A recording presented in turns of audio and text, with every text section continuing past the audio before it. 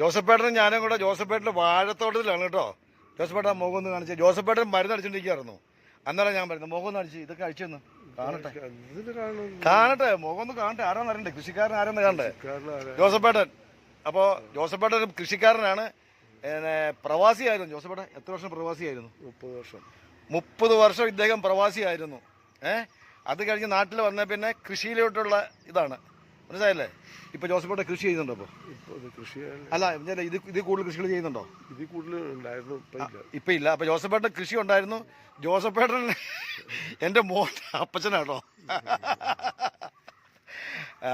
അപ്പോ ജോസഫേട്ടൻ ഒത്തിരി കൃഷികളുണ്ട്. സമയമില്ല. രാവിലെ 4 എത്ര മണിക്ക് ജോസഫേട്ടൻ എഴുന്നേക്കുന്നത്?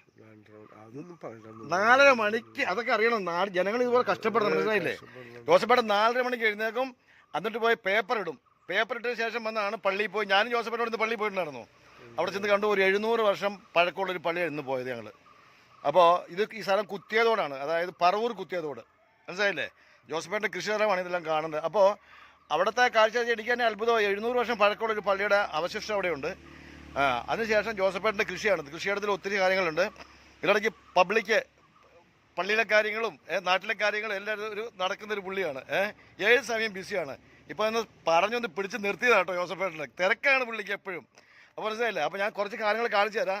അപ്പോൾ ജോസഫേട്ട, ഞാൻ കുറച്ച് കാര്യങ്ങളൊക്കെ വീഡിയോ എടുത്തിട്ടാണ് കേട്ടോ. ഓക്കെ. അപ്പോൾ ഇനി അടുത്തുള്ള വീഡിയോ കാണാം നമുക്ക്. ഇത് കണ്ടോ, ഇത് മധുരച്ചേമ്പെന്ന് പറയും. അപ്പോൾ ഇത് ജോസഫേട്ടൻ്റെ കൃഷിയിടത്തിലെ ഒരു ഐറ്റമാണിത്. അപ്പോൾ ഇതൊക്കെ നാട്ടിൽ നിന്ന് അന്നം തിന്ന് പോയിക്കൊണ്ടിരിക്കുകയാണ്. ഇതിൻ്റെ അടിയിലെ കിഴങ്ങ് നല്ല ഒരു ഫലപുഷ്ടിയുള്ള നല്ല സ്വാദുള്ള കിഴങ്ങാണ്. ടേസ്റ്റ് അധികം ഇല്ലെങ്കിലും നല്ല വിറ്റാമിൻ ഉണ്ട്.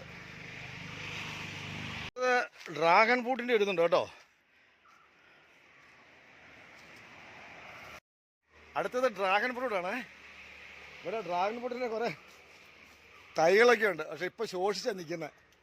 അപ്പോൾ ഇത് ഞാൻ നിങ്ങളെ കാണിക്കാം എന്നുള്ള ഒരു പ്രത്യേകത എന്താ വെച്ചിട്ടുണ്ടെങ്കിൽ, ഈ ഡ്രാഗൺ ഫ്രൂട്ട് ഞാൻ തട്ടുംപുറത്ത് നട്ട് വളർത്തിക്കൊണ്ടിരുന്നതായിരുന്നു കേട്ടോ. ഇതിപ്പോൾ ഇവിടെ വരെ മുകളിലോട്ട് കയറിയിട്ടുണ്ട്. ഇത് കണ്ടില്ലേ? ഇവിടെ എല്ലാം പടർന്നാണ് കിടക്കുന്നത്, കണ്ടില്ലേ? ഇതെല്ലാം ഡ്രാഗൺ ഫ്രൂട്ടിൻ്റെ ഇതാണ്. അപ്പോൾ ജോസഫേട്ടന് സമയമില്ല,